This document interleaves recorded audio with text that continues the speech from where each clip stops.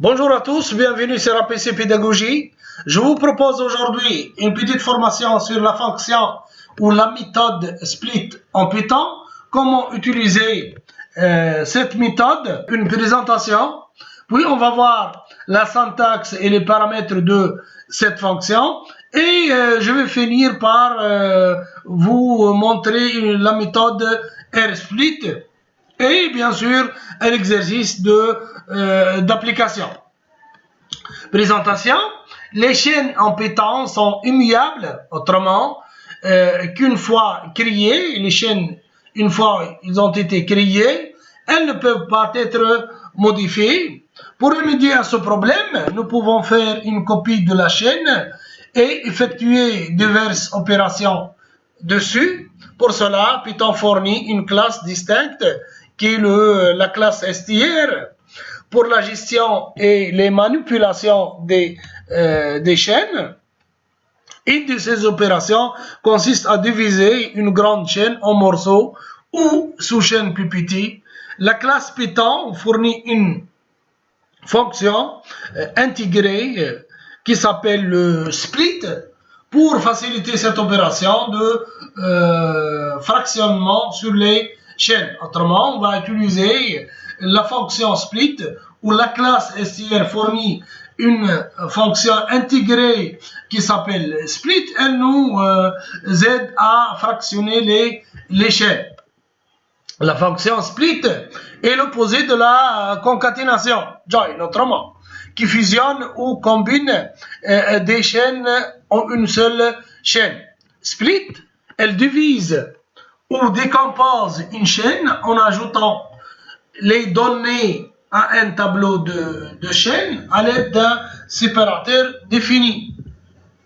Cette méthode découpe une chaîne de caractères en plusieurs éléments appelés champs en utilisant comme séparateur n'importe quelle combinaison d'espaces blancs ou tabulation.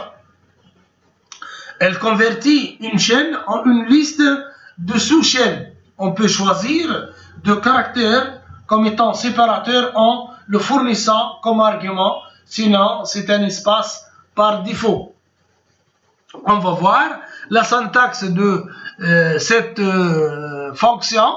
Donc notre classe de départ qui est la classe str, point split, entre parenthèses, séparateur, et le deuxième paramètre sera max split. Max split, donc cette fonction, elle prend deux paramètres, un séparateur et max split. Le séparateur, c'est un délimiteur. La chaîne se divise à ce séparateur spécifié. S'il n'est pas fourni, tout espace blanc est un séparateur. Autrement, c'est un paramètre facultatif, il n'est pas obligatoire. Deuxième paramètre qui est le max split, c'est un nombre qui nous dit de scinder la chaîne en un nombre maximum de fois. C'est deux. S'il n'est pas fourni, aussi ce paramètre est facultatif, donc il n'y a pas de limite.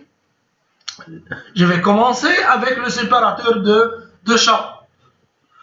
Un espace blanc, white space en anglais, correspond aux caractères qui sont invisibles à l'œil humain, bien sûr, à l'œil humain, mais qui occupent de l'espace dans un texte.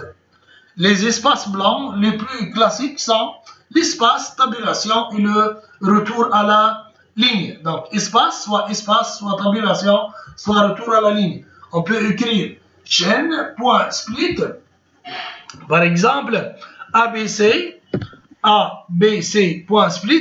donne ABC. Et split se comporte différemment sans argument ou avec une chaîne ayant un espace. Donc, si je vais écrire AB.split et je vais mettre espace, elle me renvoie donc l'espace entre deux cotes. ABC.split, par exemple, elle renvoie A,B. Une liste, autrement, il me renvoie une liste qui se compose des deux caractères dans la chaîne ou les chaînes vides. Donc, le séparateur, tabulation maintenant. Tabulation, donc chaîne.split et tabulation, vous connaissez que tabulation, c'est l'anti-slash T elle split sur la tabulation et se comporte bien par défaut si à la fin de la chaîne, il y a des tabulations consécutives. Exemple, voilà l'exemple. J'ai une chaîne qui contient des tabulations A, B, C, T, E. Je vais réaliser cet petit exemple. Donc A, anti-slash T, donc anti-slash T, suivi de B et anti-slash T et C, bien sûr, et anti-slash T et ABCD, si vous voulez, ou ABCD. ABC, donc A, et bien sûr le E sans tabulation qui suit. Et je vais bien sûr imprimer ma chaîne, donc tout simplement imprimer ma chaîne. Je vais imprimer cette chaîne en utilisant la fonction split. Donc qu'est-ce que je vais écrire? Je vais écrire ma chaîne ou chaîne 2 par exemple. Split et entre deux côtes le caractère de tabulation. Et je ferme les parenthèses, puis je vais imprimer print, bien sûr, je vais imprimer la chaîne numéro 2. Ici, chaîne égale chaîne.split. Ici, c'est T. Donc, print, bien sûr, chaîne 2. Et je vais voir le résultat. Run. OK. Et vous voyez le résultat ici. Donc, ici, j'ai oublié de mettre le T dans la chaîne de départ. Donc, ici, tabulation autrement, T, ça sera le T. Et je vais réexécuter le programme. Voilà.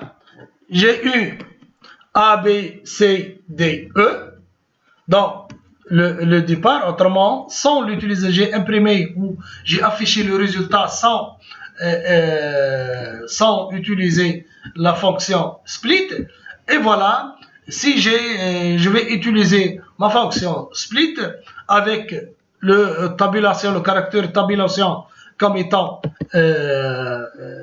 paramètre séparateur. Donc, j'ai eu une liste qui contient les caractères situés dans la chaîne. Donc, on a vu l'espace tabulation et maintenant, on va voir fractionnement de la chaîne à la première occurrence. Autrement, si nous divisons une chaîne en fonction de la première occurrence d'un caractère, il en résulte deux sous-chaînes. La première sous-chaîne contient les caractères avant le séparateur et la deuxième sous-chaîne contient le caractère après le séparateur. Exemple, str ABC ou ABC. Si je vais utiliser la fonction split et le caractère comme le caractère C, donc j'obtiens les caractères avant le C qui sont le AB et le caractère après le C qui est le vide ici. Vous voyez, j'ai eu AB et ici un espace ou une chaîne vide, c'est le caractère après le deuxième C. Maintenant, fractionnement d'une chaîne avec plusieurs délimiteurs. Vous pouvez fractionner une chaîne à l'aide de plusieurs délimiteurs en mettant bien sûr différents caractères comme séparateur de la fractionnement ou la fonction à fractionner. Un délimitateur ou un ou plusieurs caractères dans une séquence qui sont utilisés pour désigner les limites entre les régions d'un texte, une virgule par exemple, ou un deux points et un exemple de délimiteur. Une chaîne avec plusieurs délimiteurs peut être fractionnée à l'aide de la fonction RE.split, autrement RE pour les regular expressions. En anglais, c'est RE.split. Autrement, on va importer la classe RE. Vous voyez, import. Donc, j'ai commencé par importer le RE, le regular expression. str égale Python Vous voyez ici, j'ai caractère retour à la ligne anti/n et point virgule. Ici, j'ai un astérix, langage, retour à la ligne, très facile. Très facile. Donc, vous voyez ici, j'ai plusieurs caractères différents. Donc, je vais utiliser ma fonction split pour se débarrasser de ces caractères étranges. Donc, qu'est-ce que je vais avoir comme étant résultat? Print re.split. Re, c'est là notre, j'ai dit notre importation, classe à importer, split, et je vais ici citer les caractères étranges dans la chaîne, et ces caractères sont à diviser par le caractère algérie, et la sortie, bien sûr, ça sera une liste. Python est un langage très facile. MaxSplit maintenant, notre deuxième paramètre. On a vu les séparateurs, on a vu des exemples de séparateurs. Donc, pour notre premier paramètre, notre deuxième paramètre maintenant, c'est le MaxSplit. Donc, la méthode split prend également un paramètre MaxSplit qui définit le nombre de fractionnements qui doivent avoir lieu. Il spécifie le nombre de fois que la chaîne peut être divisée. C'est un paramètre facultatif aussi, et sa valeur par défaut est -1, ce qui indique qu'il n'y a pas de limite au nombre de fois qu'une chaîne peut être divisée. Autrement, il n'y a pas de limite sur le nombre de fractionnements. Si MaxSplit n'est pas défini dans la fonction split, la chaîne entière est analysée en Python, la sépare chaque fois qu'un délimitateur est rencontré. Exemple, animaux, la liste animaux ou la chaîne animaux égale girafe, tigre, singe, souris, animaux split, max split égale 1. Autrement, j'aurai une liste composée de deux éléments, puisque j'ai demandé ici 1, ce sera le mot girafe, et le reste, ce sera entre deux codes, comme vous voyez, tigre, singe et souris. Animaux, par exemple, je vais utiliser max split égale à 2. Girafe, donc j'aurai deux éléments de la chaîne qui sont décomposés, qui sont le girafe et le tigre, et les deux restes sont associés, comme vous le voyez. Maintenant, je vais passer à la méthode R-split. La méthode R-split sépare la chaîne de la droite au séparateur spécifié et renvoie la liste de chaînes. R-split de chaîne Python est très similaire à la fonction split, mais la seule différence est que les R-split se font, ou la fonction split se font en commençant à la fin de la chaîne et en travaillant vers l'avant, à l'opposé de R-split. Donc, R-split, elle commence la chaîne de gauche à droite, et le R-split commence la chaîne de droite à gauche. Si aucun max-split ou le paramètre max-split n'est pas spécifié, cette méthode retournera la même que la méthode. Exemple, animaux égale girafe, tigre, singe, souris, notre exemple de tout à l'heure. Merci, au revoir.